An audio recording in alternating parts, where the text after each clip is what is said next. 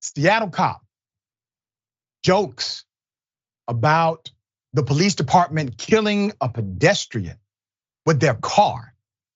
Here it is. Went up on the hood, hit the windshield. Then when he hit the brakes, flew off the car. But she is dead.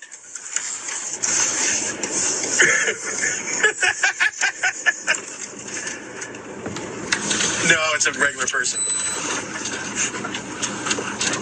Yeah.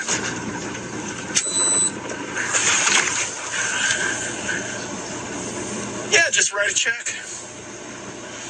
Just, yeah, $11,000. She was 26 anyway. She had limited value.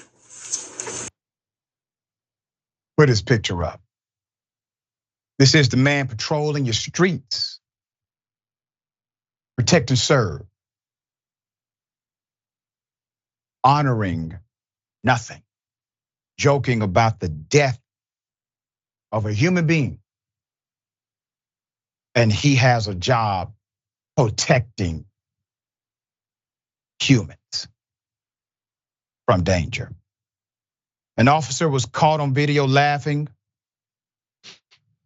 about a woman who was fatally hit by the patrol car. The man in the video is Officer Daniel Auderer, Vice President of the Seattle Police Officers Guild, who mistakenly, inadvertently left on his body camera after responding January 23rd to South Lake Union, where another officer, Kevin Dave, struck and killed 23-year-old grad student Jaahnavi Kandula while driving 74 miles per hour in a 25-mile-per-hour street.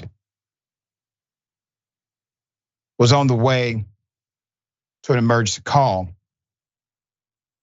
Kandula, who had been in a crosswalk at Thomas Street and Dexter Avenue North, was thrown over 100 feet. The 23-year-old died later that night. The officer, a drug recognition officer assigned to determine whether Dave was under the influence, concluded that his colleague was not impaired. After finishing his routine analysis, he called SPOG SPOG President Mike Sloan. And the pair talked for 2 minutes. The officer acknowledged his role in the investigation as an impairment recognition officer, but said the conversation was private and meant to be part of his duties as a SPOG representative. Neither the officer nor Sloan responded to requests for comment Monday to the Seattle Times. Chief Adrian Diaz, in a statement posted Monday, said the department learned of the conversation, not from the officer, but from an employee who listened to it. During the routine course of business, that employee became concerned and took it up the chain of command. Meanwhile, SPD conducting a criminal investigation on Dave, and who was likely still employed with the agency. Dave is the person that killed the woman. Seattle Police Watchdog Agency is investigating the incident. OPA Director Gino Betts Jr. confirmed the Watchdog Agency's investigation and that it was initiated after SPD attorney Rebecca Boatwright emailed the OPA on August 2nd. The Community Police Commission, another oversight body of SPD, characterized the body camera audio as heartbreaking and shockingly insensitive, end quote, saying it speaks to the concerns that the CPC has repeatedly raised about elements of Seattle Police Department culture and SPOG resistance to officer accountability measures. Yes, what he said was insensitive. What he said was horrible. What he said is indicative of your cultural reality inside of that police department and police departments all over the United States of America. But let us not forget, one of your officers killed someone. And there has been no adverse action that we can find on record against the officer who killed an entire innocent human being. If a citizen without a uniform would have done the exact same thing, you're gonna at least lock them up for negligent homicide, involuntary manslaughter. I guarantee you they don't get to drive away from that. You're going 70 plus miles per hour in a 25 mph zone. It doesn't matter if you have an emergency or not, because you have a protocol to never put any innocent person in danger due to an emergency call. That's the protocol of the department. All right, we'll bring you updates as they come. Ben, thoughts here?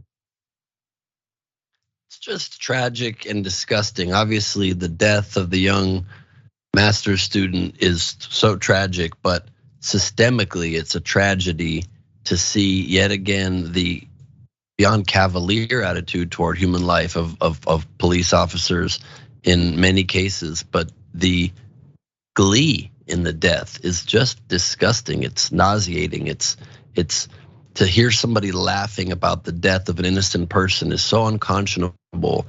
Can we add some questions of humanity into the application process to be an officer?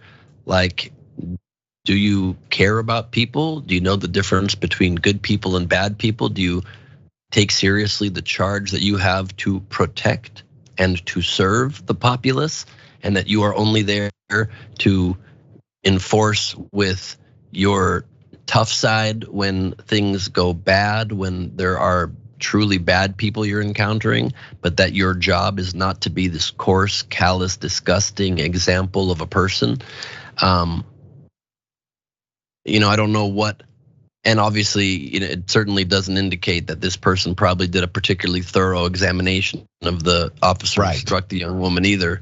You can just easily picture him, the officer maybe saying like, dude, I might have had a couple drinks, like, do you mind? He's like, don't worry, bro, it's just a non-value life of a 26-year-old. I got you. The officer needs to be fired for this. An example needs to be made.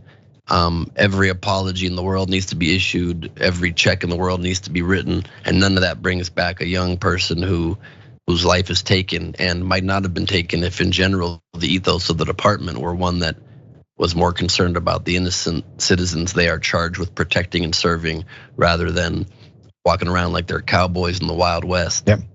You know what's ironic, Ben? Let's say somebody died because of an unfortunate accident at a fast food restaurant, and the manager is heard laughing and joking about it. The manager gets fired immediately because they have standards. They have standards.